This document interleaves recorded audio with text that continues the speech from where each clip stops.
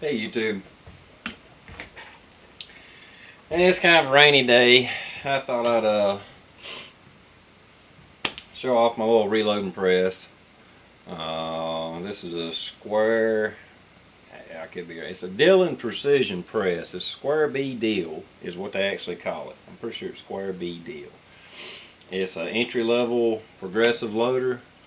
Um, it's limited because it only do pistol cartridges.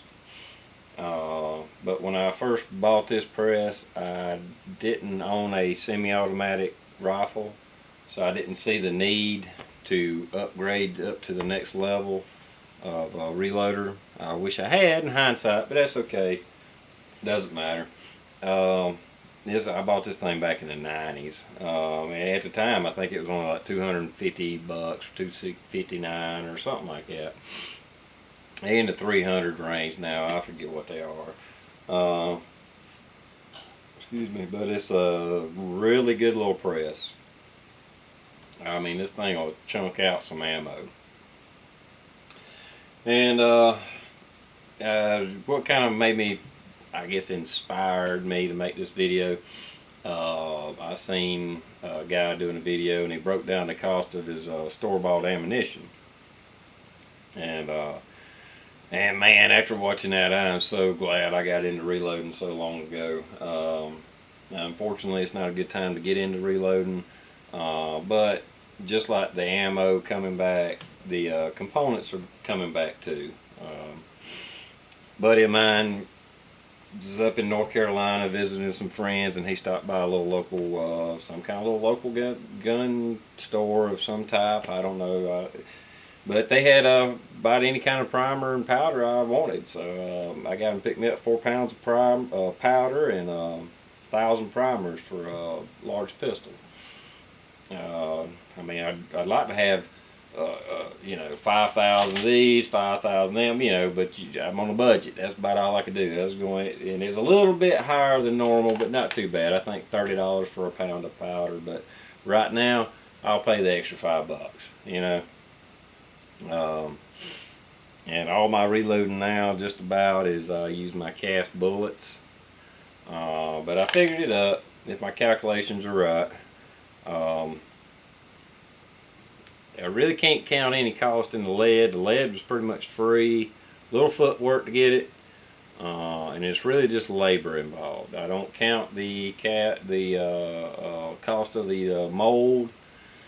Because I bought it years ago and it's more than paid for itself already. So I mean, it's kind of like getting into canning. After the first time you do canning, you kind of count the cost of the pressure cooker and the jars and all that. But after a few seasons, you kind of just all you count is your labor and a new lid. And that's kind of the way I look at it with reloading. I don't really count the cost of the press because this thing long ago has paid for itself. But I figured it up. I can get about, with the powder I'm using 5 grains of powder. I should be able to get about 1,400 rounds of ammo out of a pound of powder. And that breaks down, if I'm not mistaken, my math could be off, but I think it's right. About 2 cents worth of powder in each round.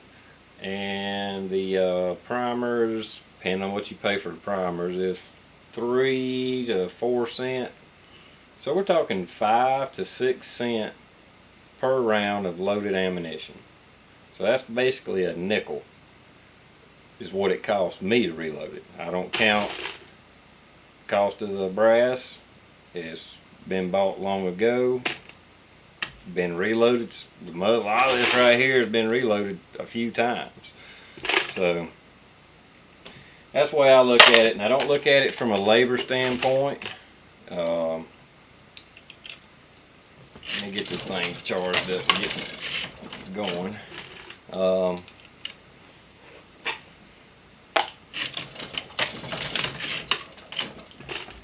Anyway, alright, I'm back. What this thing will do once I get it all stations loaded up. Okay, here we go. All 4 little stations are ready to go. This ain't showing you how to reload, just showing you me reloading. But once I get to going, every time I pull that handle, I get a round of ammo out. And this thing will load between 300 to 500 rounds an hour. Just depends on the rhythm you get into.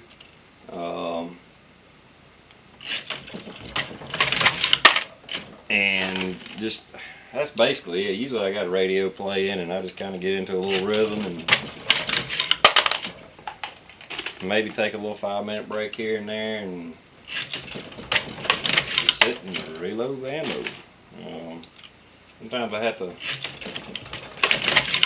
make myself sit down and do it, because I'm sure you're like me, you got 1,000 things going on. It's hard to do one little thing at a time, but that's what we got to do.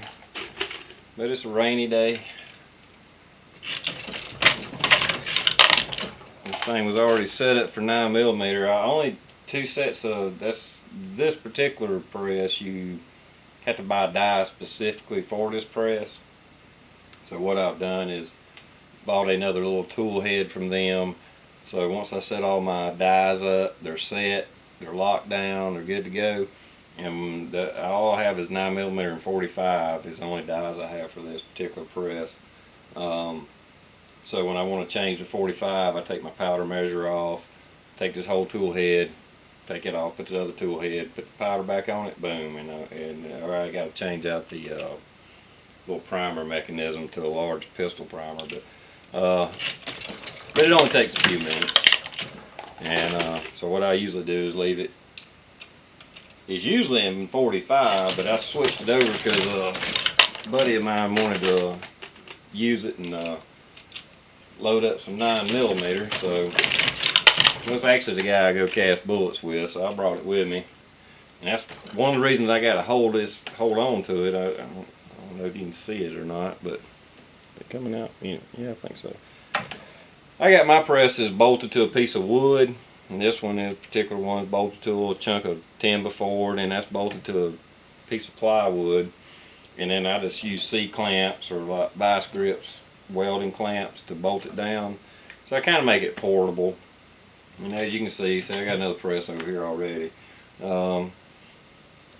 But it makes it real convenient for me, so I can move it around, take it over to somebody's house if I need to, but I gotta support it while I'm reloading. No big deal. It's the way I've always done it. Even when I had a single stage, that's what I've done. So anyway, just doing a little reloading. I just think it's nifty to watch them shells shoot down through there. Alright. Boom, there's another one ready to shoot. There's another one ready to shoot.